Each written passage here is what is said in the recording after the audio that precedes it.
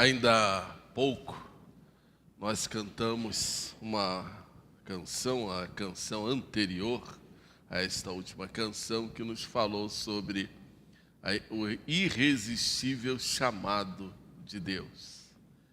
Eu quero te perguntar nesta noite, você consegue resistir ao chamado de Deus? Você já pensou sobre isso? Nós temos pregado em Efésios capítulo 2, ou a carta de Efésios, é justamente isso que a carta de Efésios nos ensina, sobre esse irresistível chamado de Deus. É algo que aquele que verdadeiramente foi chamado por Deus não consegue resistir. Então pense sobre isto. Meus amados, boa noite, a graça e a paz de Jesus esteja com a igreja, esteja com a vida dos irmãos. Que Deus nos abençoe, aqueles que estão aqui presentes, aqueles que nos acompanham através das redes sociais. Deus abençoe também aqueles que estão nos visitando nesta noite. Que Deus possa estar o abençoando com a sua graça, com o seu amor. Eu quero, antes de nós prosseguirmos, nós estarmos orando. E depois, então, a gente prossegue aí com o texto bíblico desta noite. Vamos orar mais uma vez. Pai amado, eu quero agradecer por esta noite, agradecer, Senhor, pelo Teu cuidado, por Tua graça, misericórdia, ó Pai, sobre as nossas vidas. Que agora, ó Pai, através da Tua palavra, Tu possa estar ministrando, falando em cada coração que se encontra. Pai, Tu conheces, Senhor, cada sentimento, Tu conheces cada vida, Tu conheces, Senhor, cada necessidade. Aquele, Senhor, que está aqui hoje com o propósito de buscar a Ti, talvez, Senhor, esteja nos assistindo através das redes sociais, tentando, ó Pai, se conectar com a Tua vontade, se conectar com a Tua palavra. Que Tu possa estar ministrando, ó Pai, em cada coração, através, ó Pai, desta mensagem, que possamos entender, que possamos compreender a Tua boa e perfeita vontade, em nome de Jesus. Amém. Meus irmãos, eu quero estar convidando os amados a abrirem suas Bíblias em Efésios capítulo 3. A gente vai entrar aí nesse novo capítulo de Efésios, capítulo 3. Hoje eu só vou pregar somente esses 5 primeiros versículos. Eu não pretendo me alongar muito, né? Mas a gente fala assim, acaba pregando ainda 1 hora, não sei porquê. Não sei se é ser muito prolixo, né? Ou extenso na pregação, né? Fala demais. Mas com tudo isso, só 5 versículos e a gente ainda consegue pregar por quase 1 hora. Os estudiosos dizem que isso não é bom, né? Mas vamos lá. Meus amados, Efésios capítulo 3, apenas os 5 primeiros versículos. Por essa razão, eu, Paulo, prisioneiro de Cristo Jesus, por amor de vocês, os gentios, se é que vocês ouviram falar a respeito da dispensação da graça de Deus, a mim confiada em favor de vocês. Pois segundo uma revelação me foi dado a conhecer o mistério, conforme escrevi há pouco, resumidamente.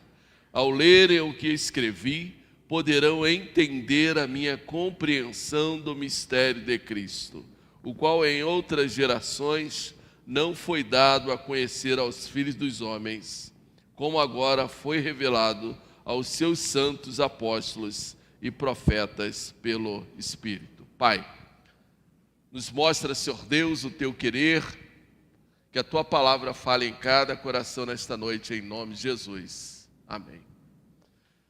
Irmãos, nós temos tido aí a oportunidade de estar ministrando a igreja aí na carta de Efésios. Conforme já mencionei, há muita riqueza aqui nessa carta, há muita coisa aqui que o apóstolo Paulo nos ensina. O próprio apóstolo Paulo ainda nos fala que falou à igreja resumidamente.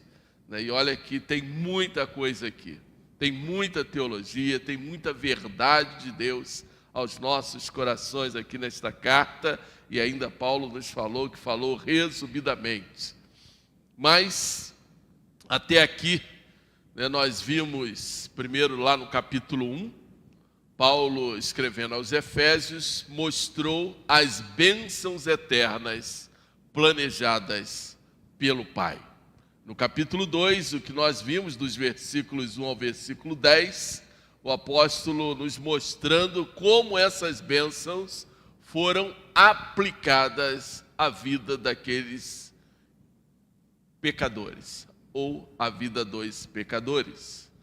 A segunda parte, no capítulo 2, dos versículos 11 ao 22, o apóstolo nos mostra que judeus e gentios agora formam um único povo. A partir do capítulo 3, ainda de uma forma teórica, porque a parte prática da carta é a partir do capítulo 4, Paulo explica como Deus revelou esse plano. Então, Paulo revela o plano eterno, ele revela a execução do plano, e nós temos agora o plano de Deus. É a revelação, capítulo 3 é a revelação do plano de Deus. E como isso se dá na vida do cristão, daquele que um dia teve a oportunidade de ouvir o evangelho da salvação, crer no Senhor Jesus Cristo e entregar a sua vida. Aqueles que ainda não fizeram, apenas estão no processo de entender os propósitos de Deus. No capítulo 2, o apóstolo Paulo nos fala que nós estávamos mortos em nossos delitos e pecados, mas Deus, então, preparou um plano, um propósito para que o homem experimentasse essa salvação. O apóstolo Paulo, ele nos revela nesse capítulo 3 uma das grandes verdades de Deus. Esse é um capítulo riquíssimo. Paulo nos ajuda a olharmos o mistério revelado por Deus aos gentios. E nós precisamos lembrar que esta carta, ela foi escrita durante a prisão do apóstolo Paulo em Roma, e por isso Paulo faz aí a citação prisioneiro de Cristo Jesus. Paulo, antes de fazer uma oração que ele vai fazer no final do capítulo 3, ele explica por que estava preso e qual foi o propósito de Deus nesta prisão, o que motivou, como isso aí se deu. É isso que Paulo vai fazer aqui nesse capítulo 3. E nós vamos mergulhar um pouquinho para compreender. Paulo, antes de orar pela igreja, que é a partir do versículo 14, Paulo está falando sobre o mistério que Deus lhe havia confiado. Paulo esteve durante essa prisão, que é a primeira prisão dele. Ele é preso por 2 vezes, ele é solto nesta primeira prisão, depois ele é preso mais uma vez e finalmente ele é executado, ele é morto. Mas durante esta prisão, Paulo teve a oportunidade, a possibilidade de registrar os maiores ensinos de seu ministério, as maiores riquezas que nós temos das cartas do apóstolo Paulo, ele escreveu na prisão. E é interessante isso, porque se Paulo não tivesse preso, Paulo estaria naquele vai e vem do seu ministério, das suas viagens missionárias, e talvez nós não tivéssemos esta riqueza. Nós entendemos que isso aí é cuidado de Deus. Até a prisão do apóstolo Paulo foi bênção para nós. A igreja aprendeu, a igreja experimentou grandes riquezas com a prisão do apóstolo Paulo. O ministério do apóstolo Paulo sempre foi muito intenso. E ali naquela prisão, Paulo teve a oportunidade de escrever aos Efésios, escreveu a carta aos Filipenses, 1ª e 2ª Timóteo, a carta de Tito e a carta a Filemão. Quantas riquezas nós temos!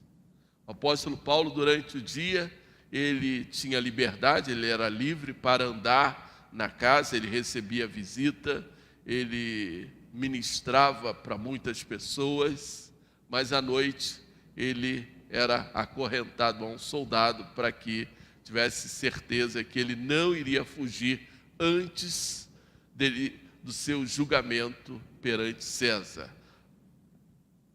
Embora Paulo já tivesse experimentado algumas prisões anteriores e bastante severa, como quando ele esteve preso em Filipenses ou na cidade de Filipo, ainda assim Paulo encontrava uma certa regalia ali naquela prisão. A liberdade que ele tinha de sair daquele local, não se sabe muita coisa como era essa liberdade, mas ele ainda tinha uma certa regalia, mas o interessante é o registro do apóstolo Paulo. Eu, prisioneiro de Cristo Jesus. Isso é muito interessante porque Paulo nos ensina que ele não era prisioneiro de Roma, ele não era prisioneiro dos judeus, mas ele se encontrava prisioneiro por motivações corretas, porque ele era um pregador do Evangelho, pregador das boas novas, mas ele estava com Cristo. Ele era um prisioneiro de Jesus Cristo, não que ele fosse a ideia de que eu não consigo me desvencilhar, eu não consigo deixar a igreja, não é essa, o Evangelho, não é isto que Paulo está dizendo, mas ele estava com Cristo e ele não deixava a Cristo Jesus.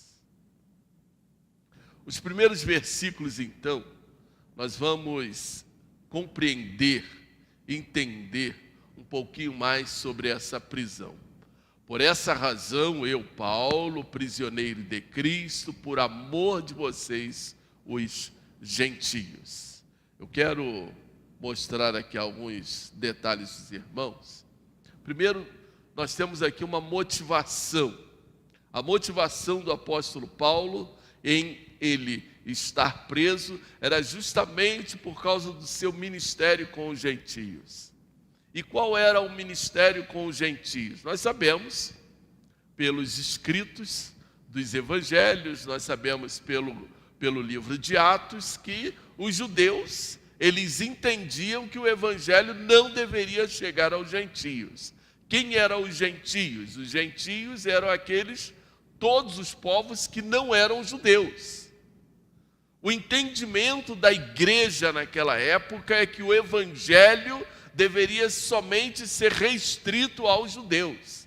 Quando nós chegamos lá em Atos capítulo 15, nós vamos perceber uma dificuldade da igreja estar recebendo os gentios. O próprio apóstolo Pedro, ele tem que justificar depois a igreja pelo fato dele ter ido comer na casa de um gentio, em Atos capítulo 10, quando ele vai até a casa de Cornélio. Isso se tornou um grande problema. Os judeus, quando prendem a Paulo, eles prenderam Paulo com a justificativa de que Paulo estava introduzindo judeus no templo. O capítulo 2, Paulo nos diz que a barreira da separação havia sido derrubada. Irmãos, preconceito religioso permanece até os nossos dias. E esta semana mesmo nós vimos aí nas redes sociais uma juíza manifestando publicamente, ou uma procuradora do Ministério Público, manifestando publicamente um preconceito religioso. Nós precisamos entender que o propósito de Deus é juntar aqueles que Ele escolheu num só povo. A oração sacerdotal de João 17. O Evangelho de Jesus Cristo, ele se espalhou por toda a região da Ásia por meio do ministério do apóstolo Paulo. Paulo sofria as mesmas perseguições que muitos judeus também sofreram. Mas o propósito do apóstolo Paulo é explicar o seu ministério, mostrar para os judeus tanto a motivação da sua prisão, como também mostrar para os gentios, os efésios, a motivação do seu ministério. E Paulo entendia que as prisões não iriam fazê-lo recuar. E a intenção dele não era nem se vangloriar, nem que a igreja sofresse por causa da sua prisão. Mas ele queria que os gentios, queria que os efésios, porque a carta não ficaria só para os efésios, esta carta deveria correr ali a região da Ásia, mas eles percebessem o benefício da sua prisão. Nós hoje não conseguimos imaginar, nós não conseguimos dimensionar o que isso significa. Alguém estar preso e aquela prisão se tornar um benefício. Por isso Paulo não era prisioneiro de Roma, ele não era prisioneiro de Nero, o imperador, ele era apenas um prisioneiro do Evangelho. Roma não prendeu o apóstolo Paulo, mas Cristo conduziu o apóstolo Paulo até Roma com um propósito: mostrar em Roma o verdadeiro sentido do Evangelho. Nós não somos prisioneiros em circunstâncias, nós somos servos da vontade soberana de Deus. Hoje, por sinal, é o dia do missionário. Os batistas hoje celebram o dia do missionário. E hoje pela manhã eu mandei uma oração para a irmã Jaqueline. A irmã Jaqueline me respondeu a oração com lágrimas. Não sei em que circunstância a oração chegou até ali a ela, mas ela recebeu aquela oração com lágrimas. Nós precisamos entender que muitas das vezes, quando nós deixamos a nossa terra com o propósito de pregarmos o Evangelho, nós também nos sentimos amarrados ali naquela obrigação. Nós estamos comprometidos em estarmos ali, anunciando o reino de Deus. Por isso não somos prisioneiros das circunstâncias, mas somos servos da vontade soberana de Deus. Só para eu alongar um pouco mais o teu entendimento, olhe para Jonas. Olha para o testemunho de Jonas, quando então Deus ordenou que Jonas saísse de onde ele estava e fosse até Nínive para pregar, anunciar o reino de Deus. Jonas resiste, mas Deus o levou até ali. Jonas era um prisioneiro do Senhor. É sobre essa irresistível graça que o apóstolo Paulo nos fala em Efésios. Algo que aquele que verdadeiramente é chamado por Deus não consegue resistir. Ele se torna um prisioneiro. Se Paulo era um prisioneiro de Cristo, nós também devemos reconhecer a soberania de Deus sobre nossas circunstâncias. Se nós nos sentimos verdadeiramente que Deus está falando conosco, tem falado ao nosso coração, precisamos entender que o propósito dele é que nós também venhamos nos tornar prisioneiros dele. E aí então Paulo nos fala sobre a dispensação da graça de Deus. Os versículos 2 ao 3 Se é que vocês ouviram falar a respeito da dispensação da graça de Deus, a mim confiada em favor de vocês. Pois segundo uma revelação me foi dada a conhecer o mistério, conforme escrevi há pouco resumidamente. Paulo conhecia perfeitamente seu chamado, a sua vocação. É porque Deus falou com ele lá em Atos capítulo 9, na sua conversão. Este é para mim um vaso escolhido para pregar o meu evangelho, anunciar as boas novas aos gentios. Paulo entendia o chamado dele. E Paulo se tornou bem conhecido nesse propósito, mesmo ele tendo que ir até Jerusalém para explicar o seu ministério e receber de Jerusalém cartas com orientações como ele deveria se comportar na pregação do Evangelho.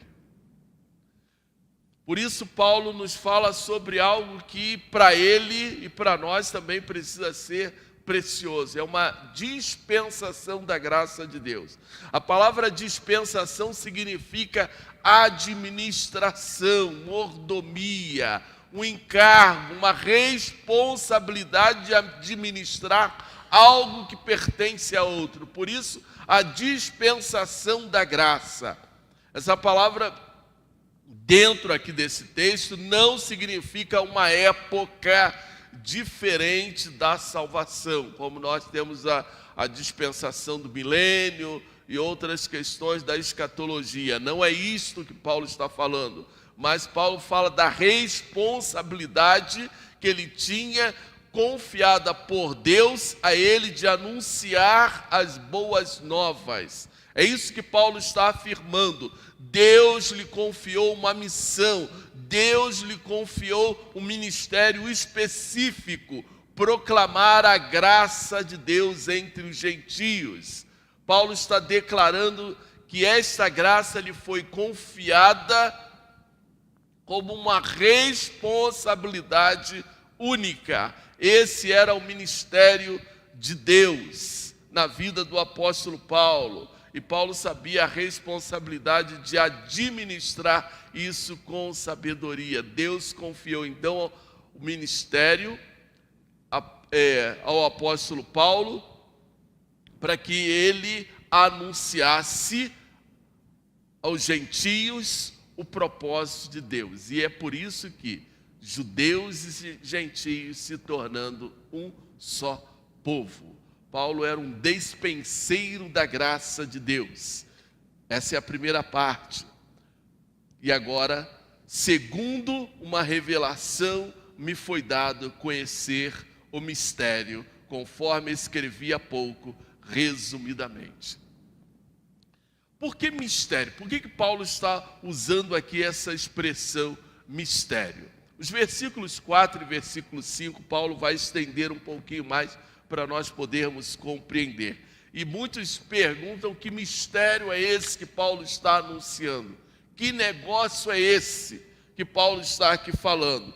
Versículo 4 diz assim: ao lerem o que eu escrevi, poderão entender a minha compreensão do mistério de Cristo, a qual em outras gerações não foi dada a conhecer aos filhos dos homens, como agora foi revelado aos seus santos apóstolos e profetas pelo Espírito.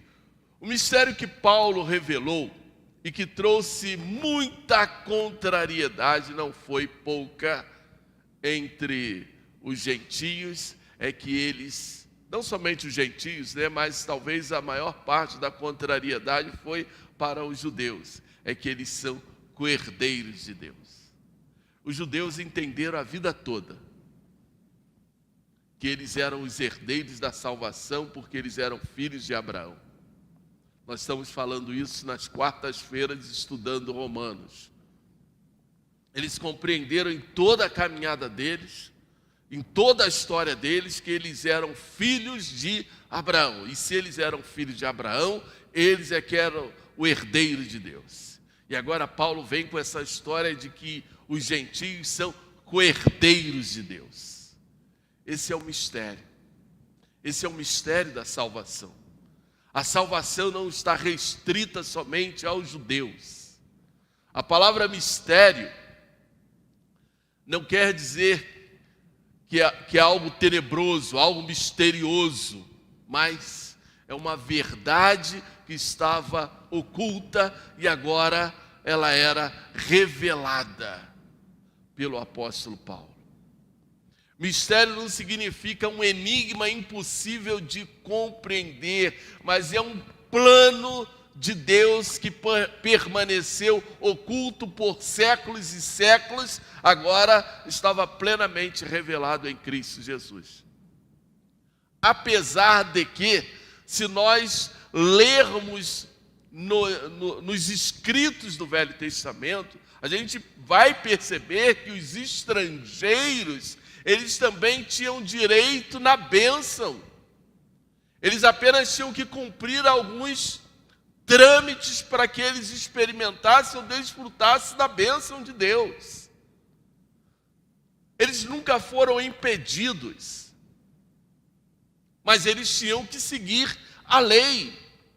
O Novo Testamento nos revela esse mistério agora de uma maneira diferente, porque a lei se cumpriu em Cristo Jesus, mas aqueles que queriam vir a Cristo, ou aqueles que queriam experimentar esta bênção prometida lá no Velho Testamento, as promessas de Deus, eles também tinham que cumprir os princípios básicos da vida com Cristo. E Paulo nos revela isso em Romanos e também nós vimos nas mensagens anteriores. Por isso essa verdade, ela foi plenamente revelada após a obra redentora de Cristo. A graça não foi uma exclusividade dos judeus, em momento algum da história do povo de Israel. Mas a graça já estava sendo revelada desde o Velho Testamento. Agora Paulo, ele tem a função, a responsabilidade, o mistério, a dispensação de anunciar a graça de Deus aos gentios. Mesmo que esta graça já vinha sendo revelada desde o Velho Testamento. E tem diversos textos que a gente pode perceber aí essa graça de Deus. Deus vestindo Adão e Eva é graça. Após o pecado, Noé anunciando o juízo por 120 anos. Não era só os judeus que poderiam entrar na arca, mas todas as nações, todos os povos da época de Noé. Mas somente a família de Noé entrou na arca, porque os demais não creram. Abraão, da mesma forma, anunciando ali através da sua fé a graça, a misericórdia de Deus, a bondade de Deus sobre a sua família. O próprio Davi experimentando o perdão de Deus, o cuidado do Senhor. No livro de Jonas, nós encontramos ali os ninivitas sendo salvos. Isso é a graça de Deus, é esse mistério que Deus tem para cada um de nós. E esse mistério se revela também em nossos dias. O Evangelho não é uma mensagem de porta fechada ou rotulada para alguns, não. O apóstolo Paulo nos fala lá no capítulo 1, todos que ouviram o Evangelho da salvação, é claro que precisa crer em Cristo Jesus como seu Senhor, o seu Salvador. E tendo nele crido, somos selados com o Espírito Santo da promessa. Toda a Escritura revela a graça de Deus. Êxodo capítulo 34, Deus cumprindo ali juízo, mas também dando a oportunidade para que alguns se salvem. O próprio povo de Israel, ou o povo que saiu do Egito, não somente saíram judeus, mas havia ali um misto de pessoas que saíram junto com os judeus. mas rejeitaram a graça de Deus. Paulo nos ensina que o homem, por mais difícil e complicado que seja, o homem, quando verdadeiramente Deus tem propósito na vida dele, por mais que ele tente, ele não consegue resistir à graça de Deus. Paulo, na dispensação da graça, ele anuncia a morte e a ressurreição de Jesus Cristo como um propósito único. Todos aqueles que crêem em Jesus Cristo como seu Senhor, como seu Salvador, têm a oportunidade de experimentar a salvação. O Evangelho é anunciado livremente a todas as nações e continua sendo anunciado e pregado. Embora todos os apóstolos pregassem a Cristo, Paulo era o único no seu tempo, na sua época, que andava entre os gentios. Hoje nós temos o Evangelho sendo pregado a todas as nações. Mas é óbvio que ainda existem nações que resistem e impedem que o Evangelho seja pregado.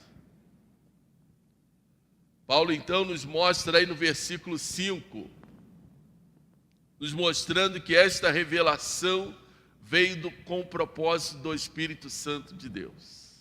E eu quero, para nós finalizarmos aqui esses 5 versículos, eu quero te mostrar algo que o texto, de uma maneira muito particular,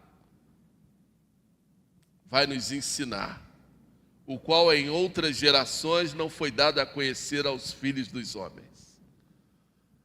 Durante a história, não somente do cristianismo, mas se olharmos a história bíblica, o homem, profetas, até os seres celestiais, anjos, tentavam entender, tentavam compreender como se daria a salvação da humanidade. O apóstolo Pedro nos fala que os anjos examinavam, há uma palavra ali que Pedro vai utilizar para dizer que os anjos se debruçavam para tentar entender. Profetas tentavam olhar para o futuro para compreender como se daria a salvação. O texto bíblico que Paulo está aqui nos mostrando, versículo 5, o qual em outras gerações não foi dado a conhecer aos filhos dos homens, como agora foi revelado aos seus santos apóstolos e profetas pelo Espírito. Paulo está dizendo que o Espírito Santo revelou por meio da sua pregação algo que durante toda a história da humanidade tentava se descobrir. Como isso se daria? Como Deus iria cumprir os seus planos, Deus iria cumprir o seu propósito.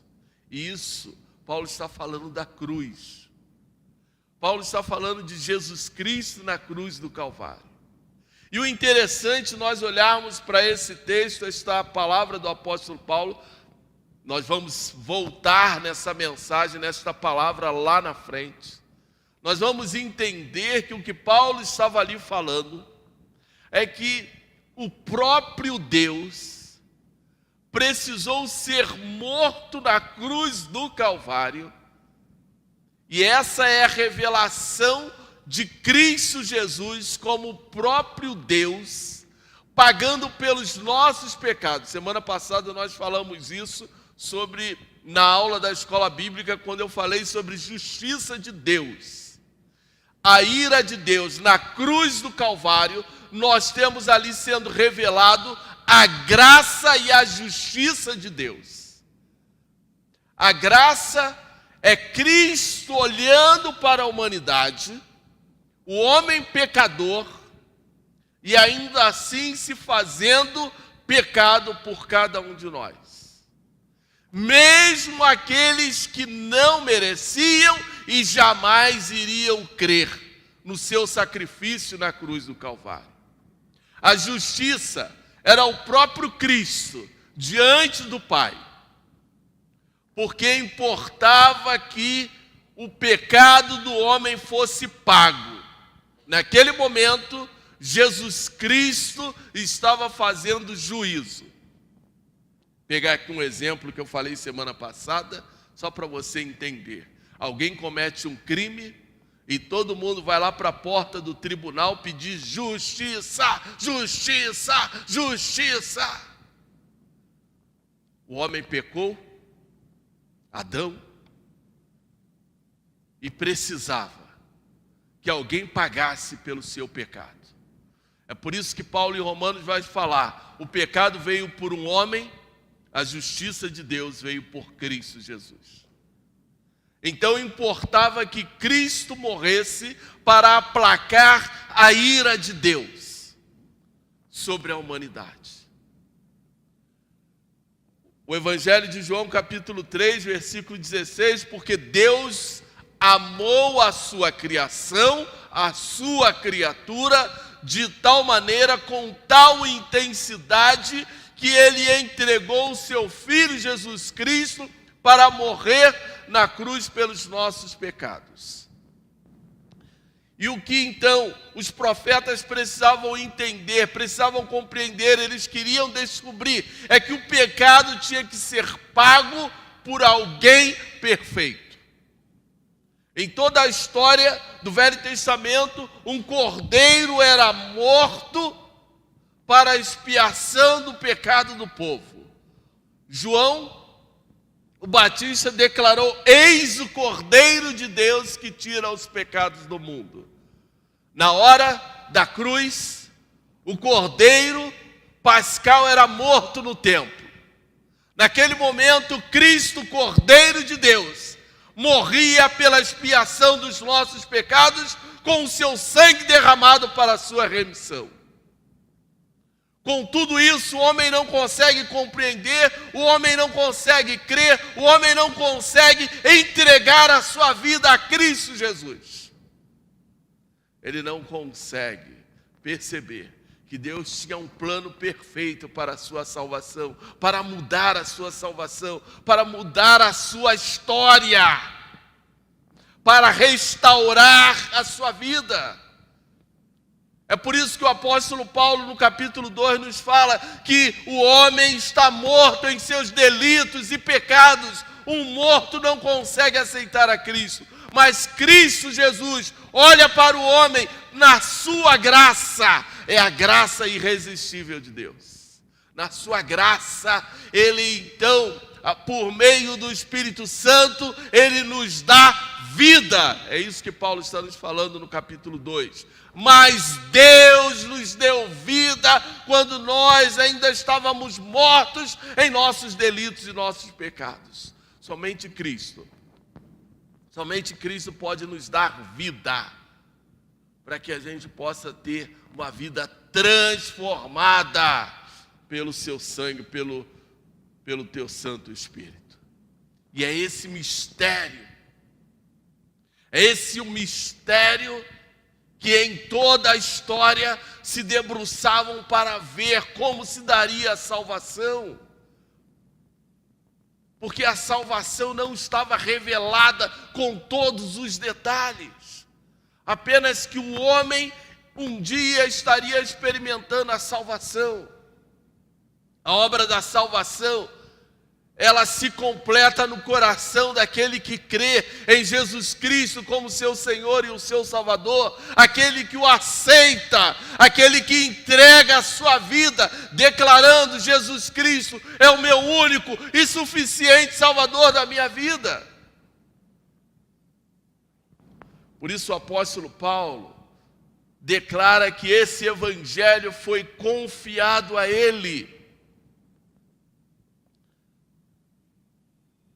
Declara que em todas as gerações não foi dado a conhecer aos filhos dos homens, mas agora Paulo está revelando o mistério da graça de Deus, o mistério da salvação em Cristo Jesus. Deus sempre teve um plano eterno para salvar os pecadores. Esse plano estava oculto durante séculos e séculos. Por meio de Cristo Jesus, ele foi plenamente revelado.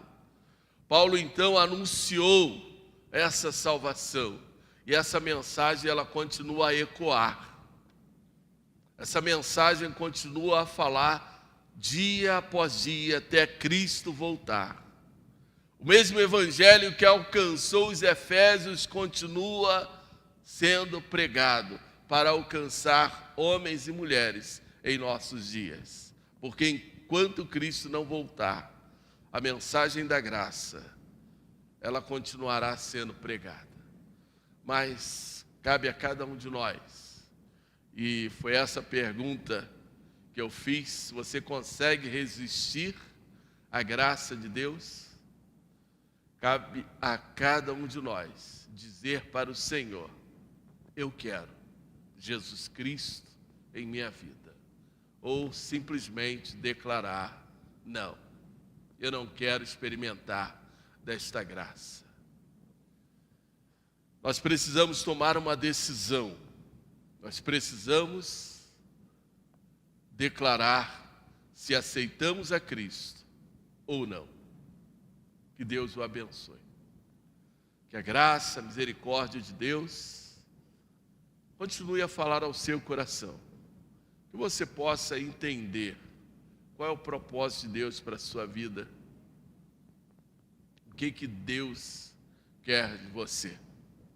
E se você deseja aceitá-lo como seu Senhor e o seu Salvador, declarando que Jesus Cristo é o seu único e suficiente Salvador, porque debaixo dos céus não há nenhum outro nome a qual você possa ser salvo.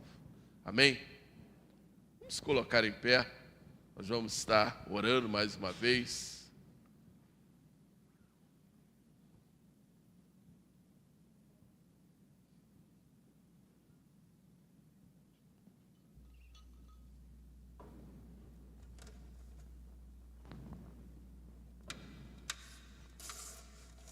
Pai amado, eu quero, esse momento, Senhor,